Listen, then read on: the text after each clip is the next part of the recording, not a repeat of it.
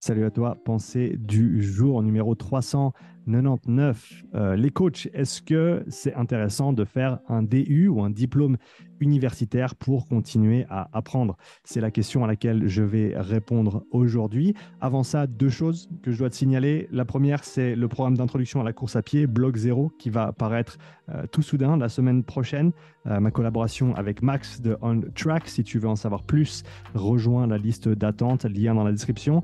Deuxième chose, mon prochain séminaire qui a encore de la place se trouvera ou se déroulera le 18 février prochain à CrossFit Grillen en Alsace, à Colmar. Donc, si tu souhaites participer à ce séminaire ou au test du lendemain, tu peux t'inscrire via le lien dans la description de cette vidéo. Donc voilà, pour repartir sur la pensée du jour, est-ce que c'est intéressant pour les coachs de faire un diplôme universitaire pour continuer à se développer, pour continuer à se former? C'est important de dire que personnellement, je n'ai pas fait de diplôme universitaire. En me trouvant en Suisse, ce n'est pas un prérequis et je ne sais même pas si ça pourrait être une possibilité. Il faudrait peut-être que je passe par le cursus français depuis le début pour pouvoir ensuite accéder à ce genre de niveau de formation.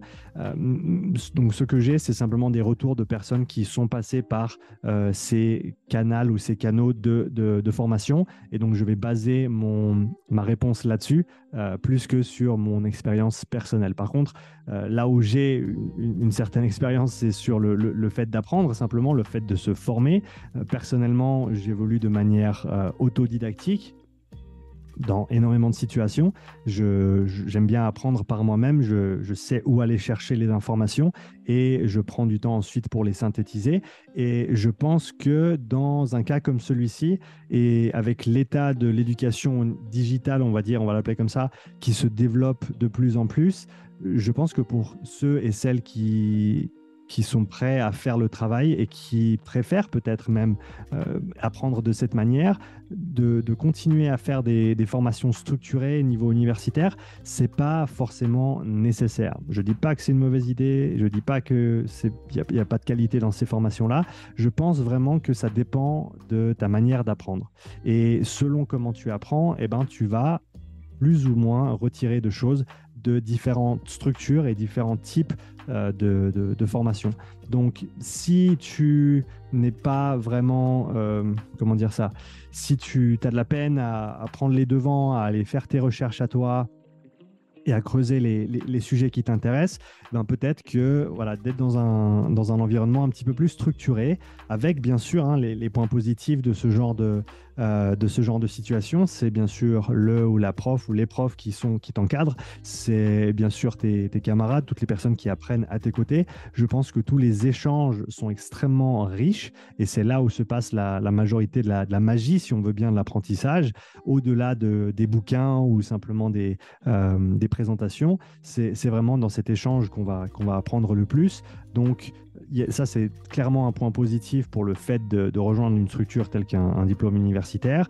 De l'autre côté, si tu es un petit peu plus volontaire, si tu sais comment tu apprends, si tu sais où aller chercher les informations, si tu sais ce qui t'intéresse, si tu prends le temps de faire le travail, de synthétiser les informations, parce qu'encore une fois, écouter 3 podcasts, ça fait pas grand-chose. Il faut ensuite prendre du temps, il faut écrire tes pensées, il faut synthétiser tes pensées, les structurer pour faire en sorte que tu intègres tout ce contenu et que tu saches ensuite le réutiliser, le réappliquer derrière. C'est ça le plus important. Et comme je te l'ai dit avant, si tu travailles en autodidacte, eh ben, tu vas pas nécessairement avoir le réseau autour de toi, les gens avec qui discuter au quotidien, les profs en termes de référence, si tu as des choses où tu es pas sûr, et des fois quand tu fais tes propres recherches, eh ben, tu vas trouver deux experts qui vont avoir des avis contradictoires.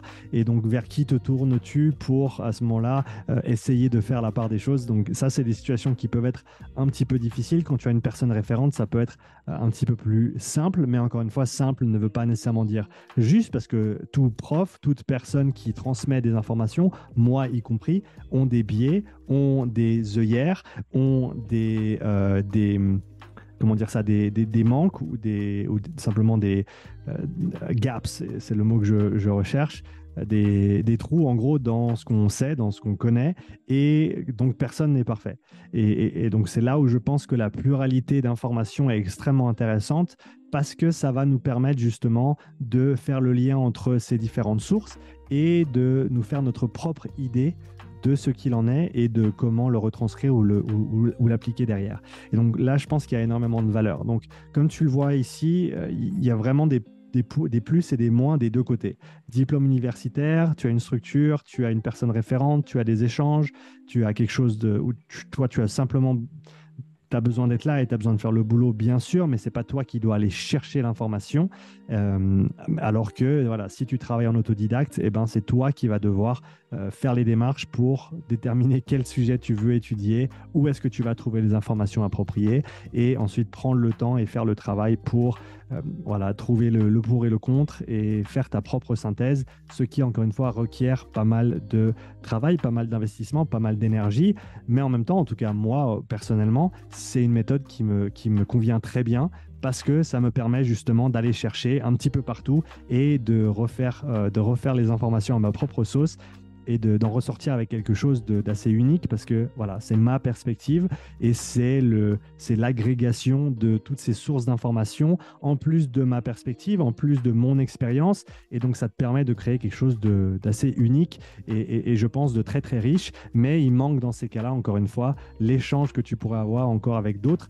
Donc c'est là où peut-être des petits groupes d'échange avec d'autres coachs dans ton entourage peuvent devenir très très intéressants. Par exemple, une fois toutes les 2 semaines, tu te poses pour un café pendant 1 ou 2 heures avec un petit groupe de coachs et chacun à votre tour, vous échangez sur quelque chose que vous avez appris ces 2 dernières semaines, un sujet sur lequel vous travaillez en ce moment, de manière à faire avancer tout le monde parce qu'encore une fois, on ne sait pas ce qu'on ne sait pas et on pense savoir beaucoup de choses, mais au final, très peu d'entre nous ont pu vraiment creuser de manière extrêmement poussée dans 50 sujets différents autour de l'entraînement, de la préparation physique, de la nutrition, de la santé, de la performance, etc.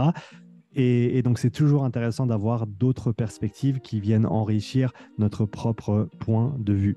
Donc, voilà pour ma pensée du jour sur devrais-tu faire un diplôme universitaire? C'est pas moi qui peux te répondre, c'est toi qui vas trouver la réponse. J'espère que cette vidéo t'aura apporté certains éléments de réponse. Comme je te l'ai dit ici, ce que je t'encourage à faire, c'est aller regarder d'autres vidéos sur le sujet, trouver d'autres perspectives et ensuite dresser ta liste du pour, du contre, qu'est-ce qui te convient à toi. Apprends à te connaître avant tout et ça t'aidera énormément à avancer en tant que coach dans tes recherches, dans tes études, dans ta pratique au quotidien également. Donc voilà, je me réjouis en tout cas de lire tes commentaires sous cette vidéo. Comme d'habitude, c'est toujours un plaisir d'échanger avec toi. Laisse-moi un petit like pour l'algorithme YouTube et comme d'habitude, je vais te demander de t'abonner à la chaîne si ce n'est pas déjà fait parce que c'est gratuit et tu peux toujours changer d'avis. Sur ce, je te souhaite une très très belle journée et je te dis à bientôt pour la nouvelle pensée du jour. Ciao.